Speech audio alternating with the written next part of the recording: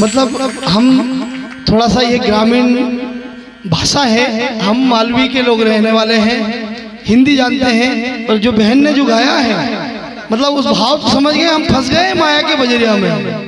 ये तो समझ गए हम कि जो माया जाल है ना धन दौलत की, इसके बाजार में हम फंस चुके हैं। इतना हमें, क्योंकि वो शायद थोड़ा थोड़ा भोजपुरी या थोड़ी ये यहाँ की भाषा अवधी भाषा, पर हमारे संगीत वाले भी चेहरे तरफ देख रहे हो, क्योंकि उनको समझ में नहीं आ रहा शब्द बोला क्या जा रहा है।